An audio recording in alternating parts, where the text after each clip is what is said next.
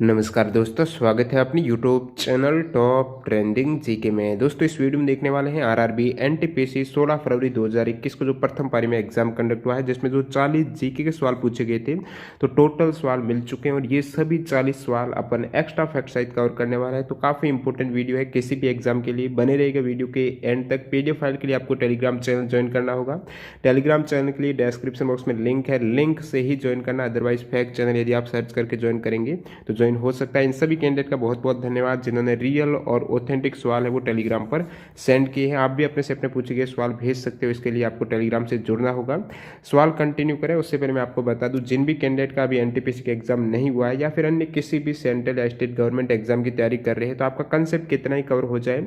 अब एग्जाम में जो भी एग्जाम्स होते हैं सवाल ज़्यादा रहते हैं, टाइम कम मिलता है, इसलिए बहुत से सवाल है वो मिस हो जाते हैं कैंडिडेट्स। जैसे मैथ्स के बहुत से सवाल मिस हो जाते हैं, तो इसके लिए प्रैक्टिस बहुत ज़्यादा जरूरी है। किसी भी एग्जाम की तैयारी कर रहे हो आप 1 वर्ष की वैलिडिटी के साथ अनलिमिटेड मॉक टेस्ट लगा सकते हो। 299 -30 रुपये यदि आप टीटीजी के कूपन कोड अप्लाई करोगे तो आपको डिस्क्रिप्शन बॉक्स में लिंक और कोड मिल जाएगी। जिन भी कैंडिडेट ने अभी तक टेस्ट सीरीज ज्वाइन नहीं किए हैं, काफ़ी अच्छा ऑफर है, वहाँ से आप ज्वाइन कर सकते हो। इसमें ग्रुप डी के 170 मॉक टेस्ट है, एनटीपीसी के 162 मॉक टेस्ट है, तो ये सभी आप ज्वाइन करके अपनी तैयारी को परख सकते हो। ज़्यादा जानकारी के लिए डिस्क्रिप्शन बॉक्स जरूर चेक कीजिएगा। तो आज यहाँ पर जो सवाल पूछे गए जीके के, काफ़ी टफ सवाल पूछे गए हैं। देखिएगा, आप कमेंट करके लास्ट में बताना आपके कितने सवाल यहाँ से करेक्ट हो रहे हैं। पहला सवाल, जो बीएआरसी ने किस ओल्ड न्यूक्लियर रिएक्टर को 2018 में दोगुनी क्षमता के साथ अपग्रेड करके दोबारा शुरू किया है? तो ये हो जाएगा अप्सरा। देखिए, अप्सरा आपको पता होना चाहिए सबसे पुराना, ओल्डेस्ट और प्रथम न्यूक्लियर रिएक्टर है एशिया का और भारत का, जो कि 1956 में इसकी शुरुआत हुई थी, लेकिन ये बंद कर दिया गया था बीच में। 2009 में ये बंद कर दिया गया था और दोबारा इसको 2018 में अपग्रेड करके शुरू किया गया है दोगुनी क्षमता के साथ। प्रीवियस जो अप्सरा था उसको अपग्रेड करके उसकी दोगुनी कैपेसिटी के साथ यहाँ पर स्टार्ट किया गया है। तो ये हो जाएगा आपके अप्सरा न्यूक्लियर रिएक्टर। और 2018 में ये जो शुरू किया गया, इसका नाम रखा गया है अप्सरा अपग्रेडेड या फिर अप्सरा यू हो जाएगा। तो करेक्ट आंसर अप्सरा हो जाएगा। अगला सवाल देखिएगा, यहाँ पर पूछा गया है वना वन लोकगीत कहाँ का प्रचलित है? तो वना वन जो लोकगीत है ये आपके जम्मू कश्मीर, यदि आपके ऑप्शन में कश्मीर था तो आपको कश्मीर करेक्ट करना था। अन्य कुछ में इंपॉर्टेंट आपको लोकगीत बता देता हूँ या फिर जो डांसेज भी है इसमें कुछ है, तो सोहार ये हो जाएगा, सोहर बिहार का है और टिक्किर है असम का। और बात करूँ यहाँ पर मैं पंडवानी, तो ये है छत्तीसगढ़ का, और पावदा है महाराष्ट्र का, और पाणिहारी है राजस्थान का, पाणिहारी है अल्लाह, और पाई सॉन्ग है मध्य प्रदेश का, मांड राजस्थान का हो जाएगा, और नीलऊ ये नागालैंड का है, ओवी महाराष्ट्र का है, बॉल है पश्चिम बंगाल का, डांडिया रास गुजरात का है। तो ये सभी काफ़ी इंपॉर्टेंट यहाँ पर लोकगीत है, फोक सॉन्ग है। तो ये आने वाले स्टेप के लिए इंपॉर्टेंट हो जाता है, या फिर किसी भी एग्जाम की तैयारी कर रहे हो तो ज़रूर एक बार और इसको रीडिंग कर लेना। और हैकेलू हो जाएगा नागालैंड का। और बात करूँ यहाँ पर मैं जाजिन जा, ये अरुणाचल प्रदेश का है, और खोंजोम है ये मणिपुर का है। आपके पूछा गया था वाना वन लोकगीत है ये कहाँ का प्रचलित है? तो ये कश्मीर का हो जाएगा। हैदराबाद के निजाम के अर्धसैनिक बल का नाम आपको पूछा है, तो हैदराबाद के निजाम का जो अर्धसैनिक बल था उसका नाम हो जाएगा रजाकार। क्या रजाकार करेक्ट हो जाएगा। भारत कितने परसेंटेज कार्बन डाइऑक्साइड है? तो CO2 को जो भारत इमिट करता है वो हो जाएगा 7%। कितना? 7% हो जाएगा। सबसे ज़्यादा जो कार्बन डाइऑक्साइड का उत्सर्जन करने वाला देश है वो चाइना हो जाएगा, 27% है। यूएस उसके बाद सेकेंड है और भारत तीसरा हो जाएगा देश यहाँ पर। और भारत का यहाँ पर प्रति व्यक्ति में उत्सर्जन की बात करूँ तो वैश्विक औसत का लगभग 40% है आपकी पर कैपिटा, ये जो प्रति व्यक्ति हैं। और पूछा गया था भारत कितने परसेंटेज ओवरऑल करता है, वो 7% है। अगला सवाल, ये एक सवाल रिपीट हुआ है, सूर्य से पृथ्वी की अधिकतम दूरी क्या कहलाती है? तो ये एपिहेलियन हो जाएगी, अधिकतम से ए एपिहेलियन या फिर अपसोर आप याद कर सकते हो। तो पृथ्वी की कक्षा का वह बिंदु जो सूर्य से सबसे दूर है तो इसे कहा जाता है अपसोर, जो कि होता है जुलाई मंथ में। इससे पहले एनटीपीसी में आया था जुलाई मंथ में, जहाँ पर मैंने आपको बताया था अपसोर क्या होता है। तो ये अधिकतम दूरी है सूर्य से पृथ्वी की। और पेरीहेलियन की बात करूँ तो ऑफशोर हो जाएगी, पृथ्वी की कक्षा का सबसे निकटतम बिंदु जो सूर्य का रहता है वो लगभग 3 या 4 जनवरी को ये होता है। भारत संयुक्त राष्ट्र का सदस्य देश कब बना था? तो ये भी अगला सवाल, इसका सही आंसर हो जाएगा 1945 में। देखिए, यदि आपकी डेट दी गई थी तो आप कमेंट करके बताना 30 अक्टूबर थी या फिर 26 जून थी। वैसे दोस्तों इस सबसे पहले जो संयुक्त राष्ट्र का गठन से पहले आया था उनका चार्टर, संयुक्त राष्ट्र चार्टर आया था, तो उस पर हस्ताक्षर जो प्रारंभिक 50 देशों ने किया था उसमें भारत भी शामिल था। तो संयुक्त राष्ट्र चार्टर पर भारत ने जो हस्ताक्षर किए हैं वो 26 जून 1945 में किए हैं, जो कि 50 देशों ने भी किए हैं, टोटल उसमें भारत शामिल था। उसके बाद 30 अक्टूबर 1945 को संयुक्त राष्ट्र चार्टर की पुष्टि के बाद, इसके बाद पुष्टि हुई थी इस चार्टर की 30 अक्टूबर 1945 को, और भारत यहाँ पर यूएस में शामिल हो गया। तो दोनों ही डेट में आपका सही हो जाएगा जो भी ऑप्शन में था। और यहाँ पर इससे पहले एनटीपीसी में सवाल ये आया था, संयुक्त राष्ट्र संघ के गठन के समय सदस्य देश कितने थे? तो 50 तो ये चार्टर के थे जो 26 जून 1945 को हस्ताक्षर किए थे। एक देश बाद में ऐड हुआ तो टोटल 51 देश हो जाएंगे, और बाद में जो ऐड हुआ था वो पोलैंड था, और वो हुआ था 15 अक्टूबर 1945 को। और अगले सवाल की ओर बढ़ते हैं। बाकी आपको ये पता होना चाहिए हस्ताक्षर हुए कहाँ पर हैं, तो ये सैन फ्रांसिस्को कैलिफोर्निया यूएस में हुए हैं। तो सवाल नंबर यहाँ पर 7, साक्षरता अभियान जो अथ्युलम है इनके तहत सबसे अधिक साक्षरता किस राज्य की है? साक्षरता रेट है जो अथ्युलम अभियान के तहत, आई थिंक वहाँ पर आपकी ये सन भी दिया गया था 2018 के अकॉर्डिंग पूछा था। इस अभियान के तहत सबसे अधिक साक्षरता ये केरला की हो जाएगी, और इसके तहत जो ये अभियान है अथ्युलम, यहाँ पर केरल 100% प्राथमिक शिक्षा प्राप्त करने वाला पहला राज्य बन गया है। और बाकी मैं बात करूँ 2018 में एक सर्वे भी किया गया था नेशनल स्टैटिस्टिकल ऑफिस के द्वारा, तो उस सर्वे के अकॉर्डिंग भी केरल प्रथम है। सभी को पता हो केरल की साक्षरता दर है वो 2011 के अकॉर्डिंग भी प्रथम रही है, तो 96.2% है 2018 के अकॉर्डिंग। उसके बाद दिल्ली, उत्तराखंड, हिमाचल प्रदेश है। सबसे अंतिम इस सर्वे में है आंध्र प्रदेश की साक्षरता। अगला सवाल देखिएगा, भू स्थिर कक्षा की पृथ्वी से ऊंचाई कितने किलोमीटर की होती है? भू स्थिर कक्षा का क्या मतलब हो गया? तो इसका मतलब ये हो गया जैसे कि भू स्थिर कक्षा में कोई भी सैटेलाइट है तो आपको पृथ्वी से वो हमेशा एक ही स्थान पर दिखाई देगा, वो चेंज नहीं होगा, क्योंकि जैसे जैसे पृथ्वी रोटेट हो रहा है साथ ही साथ ये भी सेम वेग से घूर्णन कर रहा है पृथ्वी के साथ में, इसलिए आपको जो इसकी स्थिति है वो सेम डायरेक्शन में देखने वाली है, चेंज नहीं होगी। जिस भी डायरेक्शन में देख रही है तो वो भू स्थिर कक्षा हो जाएगी, जो कि 35,786 किलोमीटर की डिस्टेंस पर कोई भी यदि उपग्रह है तो वो पृथ्वी से हमेशा एक ही स्थान पर आपको दिखाई देने वाला है, क्योंकि ये कक्षा भूमध्य रेखा पर स्थित होती है और उपग्रह के घूर्णन की दिशा है वो पृथ्वी के घूर्णन के समान रहती है। अगला सवाल ये भी रिपीट हुआ एक सवाल और, इनमें से कौन सा मंदिर चोल वंश के राजाओं के द्वारा निर्मित है? तो ये कुछ ऑप्शन दिए गए थे, तो इसमें वृद्धेश्वर मंदिर हो जाएगा, सभी को पता होना चाहिए आंसर, जो कि तंजावुर में है वृद्धेश्वर मंदिर है, जिसका निर्माण किया गया है राजा राज चोल प्रथम के द्वारा 1003 से 1010 एडी के मध्य है। और बात करूं यहाँ पर मैं ग्रेट लिविंग चोला टेम्पल है, आपको एग्जाम में पूछा जाता है कौन सा चोल वंश के द्वारा निर्मित मंदिर नहीं है, या फिर ग्रेट लिविंग चोला टेम्पल्स के अंतर्गत कौन सा नहीं आता। तो 3 प्रमुख मंदिर आते हैं इसके अंतर्गत जो चोल वंश के द्वारा निर्मित है, बृहदेश्वर हो गया, फिर गंगाईकोंडा चोलापुरम टेम्पल हो गया, और उसके बाद दरासुरम में ऐरावतेश्वर मंदिर है। तो ये तीनों ही मंदिर चोल मंदिर हैं जिनकी वास्तुकला द्रविड़ शैली है, और इनको जो ग्रेट लिविंग चोला टेम्पल्स को यूनेस्को वर्ल्ड हेरिटेज साइट में सम्मिलित किया गया वो 1987 को किया गया है। फिर देखिएगा महात्मा बुद्ध को ज्ञान की प्राप्ति कहाँ पर हुई है? तो महात्मा बुद्ध को जो ज्ञान की प्राप्ति हुई है वो बोध गया जो कि बिहार में है, वहाँ पर एक बोधि वृक्ष है उसके नीचे हुई है। जैसे ही ज्ञान की प्राप्ति होगी तो उनका नाम हो गया महात्मा भगवान बुद्ध हो गया, पहले नाम था इनका सिद्धार्थ गौतम था। और बात करें महात्मा बुद्ध ने अपना पहला उपदेश कहाँ पर दिया तो वो सारनाथ में दिया। इनका जन्म है वो लुम्बिनी में हुआ था 563 ईसा पूर्व में। फिर देखिएगा 2018 में 10 वर्ष के एक बच्चे ने wild life photographer of the year award जो 2018 जीता है 10 वर्ष की आयु में। तो ये बच्चे का नाम आपको पूछा तो अर्शदीप सिंह करेक्ट हो जाएगा, जो कि जालंधर पंजाब से हैं। इन्होंने wild life photographer of year 2018 में यंग अवार्ड्स कैटेगरी में ये अवार्ड जीता है, जो कि 10 वर्ष की आयु है अर्शदीप सिंह ने 2018 में। फिर देखिएगा 69वां संविधान संशोधन किससे संबंधित है? तो 69th जो कॉन्स्टिट्यूशन अमेंडमेंट का आपको पूछा गया है तो ये हो जाएगा केंद्र शासित प्रदेश दिल्ली को विशेष दर्जा देते हुए ये एनसीआर बना दिया गया, राष्ट्रीय राजधानी क्षेत्र बना दिया गया, और दिल्ली संघ है वो राज्य क्षेत्र के लिए यहाँ पर एक विधानसभा और मंत्री परिषद का भी उपबंध कर दिया गया है। तो ये आपके हो जाएगा 69वां संविधान संशोधन जो कि हुआ था 1991 में हुआ था, जिसमें केंद्र शासित प्रदेश दिल्ली को विशेष दर्जा देते हुए राष्ट्रीय राजधानी क्षेत्र बनाया गया है।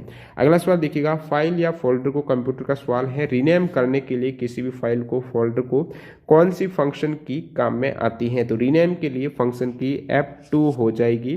फिर मैं बात करूं एक और सवाल जो पूछा गया एनटीपीसी में, एमएस एक्सेल में सेल को एडिट करने के लिए शॉर्टकट की कुंजी जो एक प्रीवियस शिफ्ट में आया था वो भी F2 आ जाएगी। तो फंक्शन की F2 का एमएस एक्सेल में जो फंक्शन अलग रहता है जिसमें एडिट कर सकते हैं, जो भी सेल है उसको एडिट करके कुछ एंट्री कर सकते हैं, अदरवाइज वो इनएक्टिव रहती है।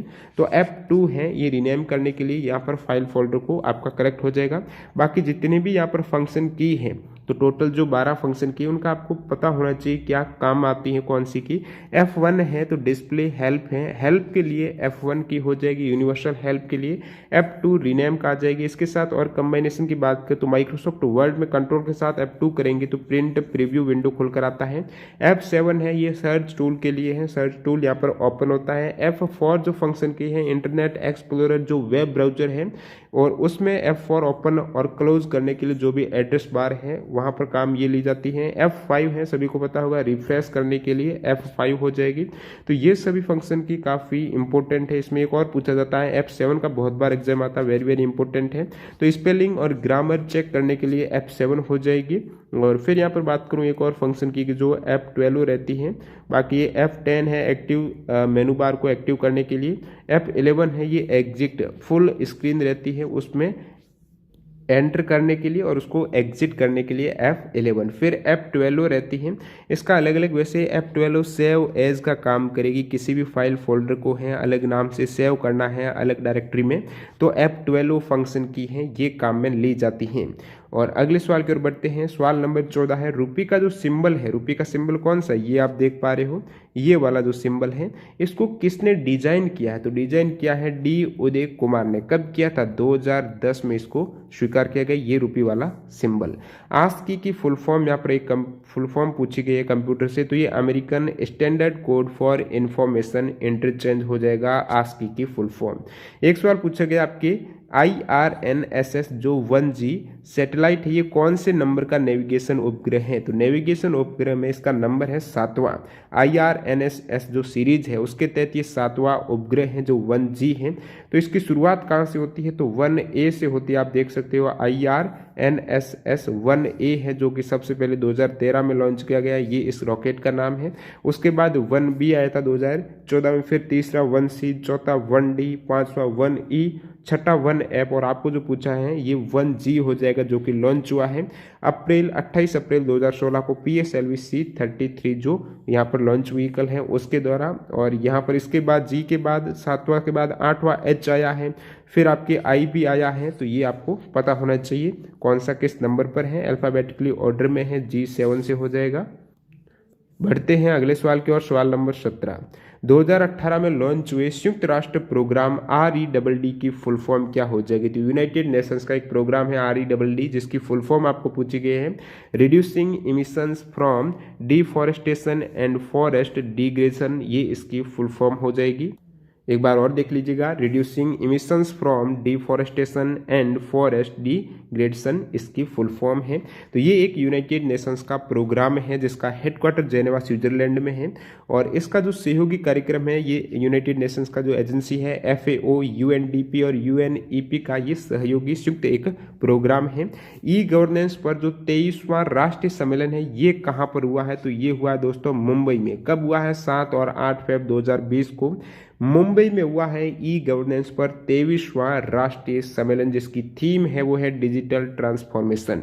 गरीबी निर्धारण या फिर मापने के लिए किस समिति का गठन किया गया है, क्या आप कमेंट करके बताना। इस सवाल में कुछ अदर कंडीशन दी गई थी कि इस टाइप की गरीबी मापने के लिए या फिर डायरेक्टली ऐसा था, और इनमें से यदि कोई ऑप्शन में था, सिर्फ एक ऑप्शन में था तो आप करेक्ट कर सकते थे। लकड़ा वाला समिति हो गया, अलग समिति है, तेंदुलकर है, रंगराजन है, ये सभी गरीबी मापने के लिए संख्या देखने के लिए कितनी संख्या है उनके लिए समितियां गठन की गई थी। गरीबी BPL की जो गरीबी रेखा से नीचे आते हैं। आकाश मिसाइल की माक क्षमता कितनी है, तो ऑपरेशनल रेंज पूछी गई है आकाश की 30 किलोमीटर हो जाएगी, जो कि सरफेस से एयर मिसाइल है इसकी आपको माक क्षमता 30 किलोमीटर और डेवलप किया गया है DRDO के द्वारा 2009 से वर्तमान तक सेवा में है ये।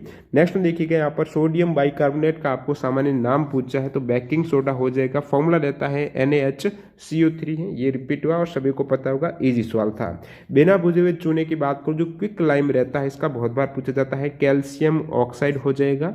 फिर बुझा हुआ चूना है तो कैल्शियम हाइड्रोक्साइड को चूने का पानी, एनटीपीसी में ये आया था चूने का पानी का फॉर्मूला, तो कैल्शियम हाइड्रोक्साइड जिसे बुझा हुआ चूना भी बोलते हैं। बाकी धावन सोडा, ये तो आपकी सोडियम बाइकार्बोनेट हो जाएगा, बेकिंग सोडा, और सोडियम कार्बोनेट है जिसके साथ 10 जल के अणु रहते हैं वो धावन सोडा है। कास्टिक सोडा हो जाएगा NaOH है। फिटकरी का K2SO4 Al2SO4 का होल थ्राइस डॉट 24H2O, यहाँ से भी बहुत बार कंफ्यूज किया जाता है। लाल दवा KMnO4 है, तो ये विरंजक चूर्ण का भी बहुत बार आ जाता है। जिप्सम का हो गया, POP का हो गया, चूना पत्थर है, सभी इंपॉर्टेंट है आने वाले किसी एग्जाम के लिए। IPL 2020 में, या फिर इसका पूछा गया IPL 2020 नहीं, जो 13वां एडिशन दे रखा था IPL 13 में, पर्पल कैप का मतलब सबसे ज्यादा विकेट किस खिलाड़ी ने लिए हैं, तो ये हो जाएगा मोस्ट विकेट टेकर है कगिसो रबाडा, तो दिल्ली कैपिटल टीम से आते हैं, 30 विकेट लिए थे सबसे ज्यादा। फिर ऑरेंज कैप की बात करूं, मतलब सबसे ज्यादा रन बनाए हैं लोकेश KL राहुल ने, जो किंग्स 11 पंजाब से खेलते हैं, 670 रन। अगला सवाल देखिए, सुई मुई का जो पौधा है, टच मी नॉट वाला जो प्लांट है, वो किस जाति का पौधा है, तो बात करूं इस पौधे की जो स्पीसीज है, मतलब जाति कौन सी है, तो ये हो जाएगी पुडिका, और वंश कौन सा है, जीनस कौन सा है, वो मिमोसा हो जाएगा। देखिए यदि आपने एनालिसिस देखा होगा तो ये सवाल आप कर सकते थे, क्योंकि इससे पहले एग्जाम में आ चुका है। इससे पहले क्या आया था सवाल कि सुई मुई का पौधा, ये एनटीपीसी में आया हुआ सवाल है, सुई मुई का पौधा है, उसका वैज्ञानिक नाम क्या है, तो वो मिमोसा पुडिका हो जाएगा। और वैज्ञानिक नाम में होता क्या है दोस्तों, वंश और जाति तो होती है सबसे पहले, जैसे कि ये मेमोसा है, सबसे पहले वंश होता है, उसके बाद ये पुडिका है, ये आपकी स्पीसीज हो जाएगी, तो यहाँ से आप कर सकते थे। बाकी फैमिली की बात करें तो फैबाशी इसकी फैमिली हो जाएगी। अब देखिए ये सभी आपको पता होना चाहिए, जो उच्चतम से निम्नतम जो वर्गीकरण रहता है वो एग्जाम में आता है अक्सर सवाल, तो सबसे उच्चतम रहता है जगत, उसके बाद संघ, वर्ग, गण, कुल, वंश और लास्ट में जाति, सबसे छोटी इकाई हो जाएगी वर्गीकरण की। फिर देखिएगा 2020 में मैन बुकर प्राइज किसे मिला है, ये भी रिपीटेड है सवाल, आपको पता है, एक्स्ट्रा फैक्ट में भी बहुत बार बता चुका हूँ। 2020 में मैन बुकर प्राइज मिला है दोस्तों डोगलस स्टुअर्ट को मिला है। आपको पूछ ले किस रचना हेतु मिला है, तो ये शगी बैन हो जाएगा। 2019 में मैन बुकर प्राइज किसे मिला था, तो ये मिला था दो जनों को, मार्गरेट एटवुड को और बर्नार्डिन एवरिस्टो को। इनकी रचना से अक्सर सवाल आ जाता है, टेस्टामेंट्स है एटवुड की और एवरिस्टो की है गर्ल वुमेन अदर की, तो ये बुकर प्राइज हो गया। इंटरनेशनल बुकर प्राइज अलग है, जैसे कि 2019 में इंटरनेशनल ये बुकर प्राइज मिला है जो खालारती को ओमान से है, सेलेस्टियल बॉडीज हेतु जो रचना है। और इंटरनेशनल बुकर प्राइज 2020 में जो विजेता है वो है मैरी के लुकास रिजनवेल्ड है, नीदरलैंड से है, द डिस्कम्फर्ट ऑफ इवनिंग रचना हेतु। इससे पहले 2018 में जो भी एनटीपीसी में यहाँ से भी सवाल आया है, तो मैन बुकर इंटरनेशनल प्राइज 18 में ओल्गा टोकाकजुक को दिया गया है, उसका नोबल फ्लाइट्स यहाँ से आया था। नेक्स्ट में देखिएगा जो माथुरी डांस है वो किस राज्य का प्रचलित है, तो ये माथुरी नृत्य हो जाएगा तेलंगाना का। कहाँ का, तेलंगाना का। ग्लिसरॉल या फिर कह सकते हो ग्लिसरीन, इनका IUPAC नाम पूछा गया है, तो प्रोपेन 1,2,3 ट्राईऑल इसका IUPAC नाम हो जाएगा। C3H8O3 रहता है फॉर्मूला, तो ग्लिसरीन है, ये कमर्शियल नेम रहता है ग्लिसरॉल का। जो भी आपको पूछा गया ये एक ही फॉर्मूला रहेगा। फिर देखिएगा नवीन पटनायक कितनी बार मुख्यमंत्री बने हैं 2019 में, तो ये 5वीं बार बने हैं 2019 में, जो कि कहाँ के हैं मुख्यमंत्री, ओडिशा के हैं। सबसे पहले ये 2000 में बने थे, 2000 से 2004 तक रहे थे प्रथम बार, फिर 4 से 9, 9 से 14, 14 से 19 और 19 से अभी वर्तमान तक 5वीं बार बने हैं। इनकी पार्टी है बीजू जनता दल।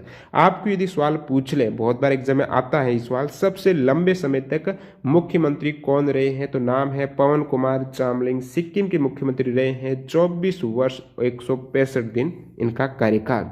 मंगल ग्रह पर जाने वाला प्रथम एशियाई देश कौन है, तो ये मंगल ग्रह पर अपने प्रथम प्रयास में सफलतापूर्वक प्रवेश किया है इंडिया ने, जो कि मॉम आपको पता होगा मार्स ऑर्बिटर मिशन के तहत है। तो ये एशिया का पहला देश भारत ने ये सफलता हासिल की है, जो कि मॉम को लॉन्च किया गया है मार्स ऑर्बिटर मिशन को 2013 में, जो मंगलयान है PSLV C-25 जो रॉकेट है उससे लॉन्च किया गया है।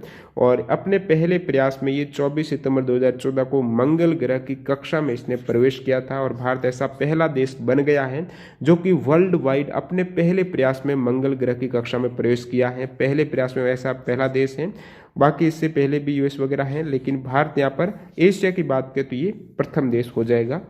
जोग जलप्रपात किस राज्य में है? तो जोग जलप्रपात है ये भारत का सबसे ऊंचा जलप्रपात कहा जाता है, जिसका अन्य नाम गरसोपा है। जिले का पूछा है तो आपको राज्य का पूछा है तो कर्नाटक हो जाएगा। नदी का पूछ रहे तो शरावती नदी पर है। इसका अन्य नाम और भी है महात्मा गांधी जलप्रपात। वैसे दोस्तों भारत में सबसे ऊंचा जो जलप्रपात है वो कुंचिकल फॉल्स कर्नाटक में है, जिसको ऊंचा माना जाता है।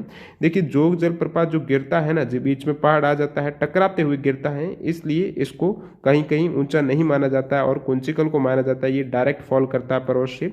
अगला सवाल देखिएगा, मानव शरीर में लवण का परिवहन किसके द्वारा किया जाता है? तो लवण का परिवहन जो किया जाता है ट्रांसफॉर्मेशन वो हो जाएगा आपके प्लाज्मा के द्वारा।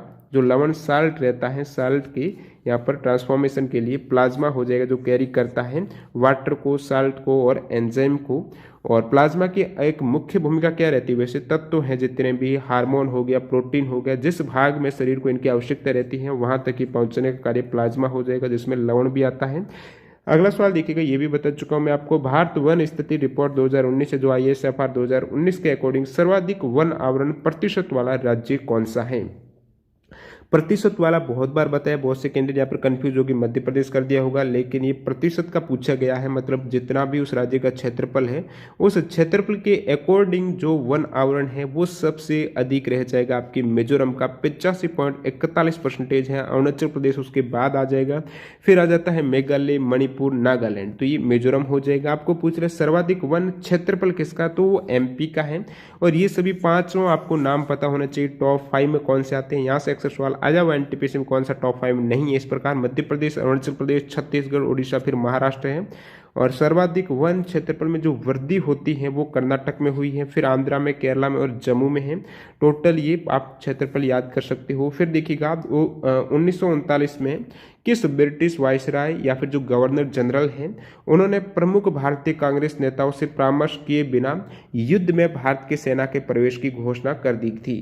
तो ये द्वितीय विश्व युद्ध है, उसके दौरान कौन से ब्रिटिश वायसराय थे 1939 में जिन्होंने भारत की जो सेना थी उनको सपोर्ट के लिए ले लिया सेकेंड वर्ल्ड वार में ब्रिटेन के सपोर्ट के लिए? तो उस समय 1939 में लॉर्ड लिन लिथगो ये वायसराय थे, भारत के 1936 से 1943 तक रहे हैं।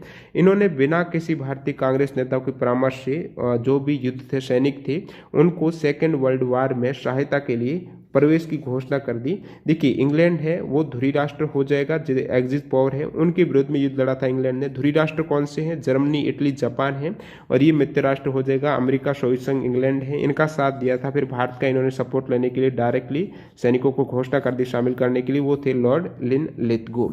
अगला सवाल देखिएगा, भारत की प्रथम महिला फाइटर पायलट कौन बनी है? तो प्रथम महिला फाइटर पायलट जो इंडियन एयरफोर्स में बनी है वो भावना कांत हो जाएगी। बात है 22 मई 2019 को। तो फ्लाइट लेफ्टिनेंट भावना कांत भारतीय वायुसेना में पहली महिला लड़ाकू पायलट बन गई है।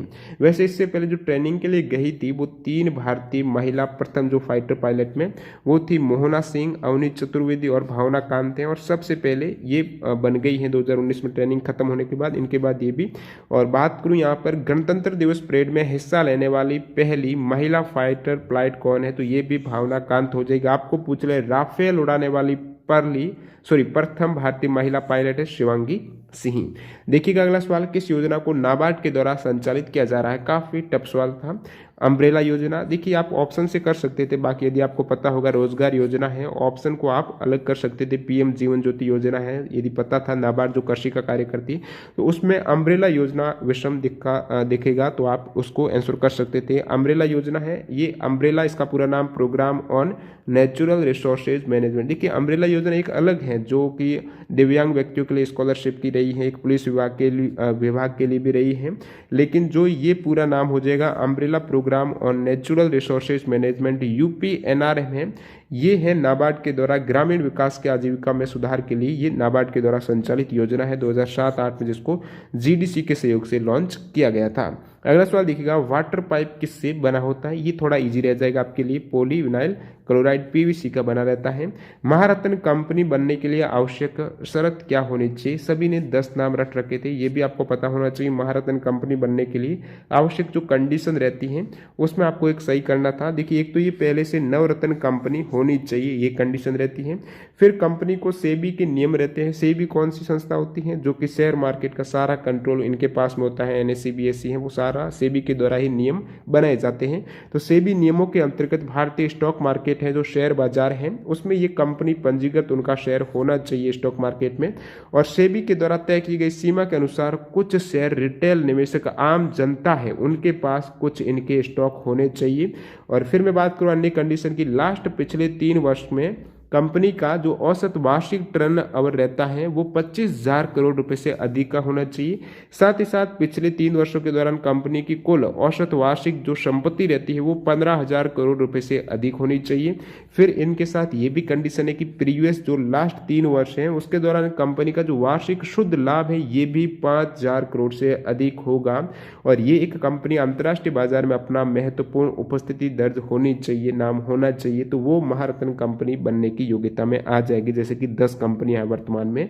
अगला सवाल देखिएगा, पूछा गया है शेड्यूल्ड कास्ट फेडरेशन है जो एससीएफ है, अनुसूचित जाति फेडरेशन, और इंडिपेंडेंट लेबर पार्टी है, इसकी स्थापना किसके द्वारा की गई? इन दोनों की तो डॉक्टर भीमराव अंबेडकर जी के द्वारा इनकी स्थापना की गई थी। गंगा ब्रह्मपुत्र डेल्टा या फिर जो सुंदर वन, जो ये डेल्टा सबसे बड़ा है, इसको सुंदर वन बोला जाता है। ये किस प्रकार के वन पाए जाते हैं? ये सवाल रिपीट हुआ है, मैंग्रोव वन हो जाएगा। फिर देखिएगा हड़प्पा सभ्यता स्थल से मिले मन के किसके बने होते हैं? आज सवाल काफी कम रिपीट हुए, लगभग जहां तक मैंने देखा है 4 से 5 सवाल ही रिपीट हुए हैं काफी, बाकी नए सवाल थे, टफ सवाल थे। हड़प्पा सभ्यता स्थल से मिले मन के किसके बने होते हैं? आप कमेंट करके बताना क्या ऑप्शन थे। बाकी स्टूडेंट बता रहे हैं, जैसे कि मैंने कॉल पे कंफर्म किया, ये ऑप्शन नहीं थे। बाकी स्टेटाइट हैं या फिर ये कैरेनियन स्टोन है, इनके जो ज्यादातर मन के इसी के बने हुए हैं। और बाकी जो ये जो सनुदड़ों में मिले हैं, आपको पूछ ले कि सिंधु घाटी जो हड़प्पा सभ्यता है, मन के बनाने के कारखाने कहाँ पर मिले हैं? तो ये छनुदड़ों पे मिले हैं और लोथल में भी मिले हैं। तो छनुदड़ों में जो कारखाने मिले हैं वहां पर जो मन के थे वो इस प्रकार के थे, कैरेनियन स्टोन थे। बाकी ज्यादातर जो मन के मिले हैं वो स्टेटाइट के मिले हैं, जो एक स्टोन रहते हैं। आप कमेंट करके बताना क्या ऑप्शन थे।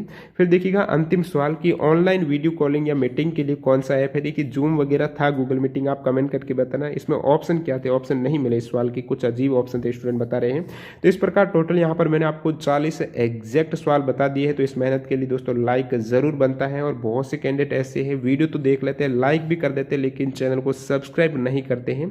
तो सब्सक्राइब जरूर करके बेल आइकन क्लिक कर देना, आने वाले शिफ्ट में जो भी वीडियो है आपको नोटिफिकेशन मिल जाए। मैं मिलता हूं इसके सेकंड शिफ्ट के वीडियो के साथ, तब तक के लिए वंदे मातरम, जय हिंद दोस्तों।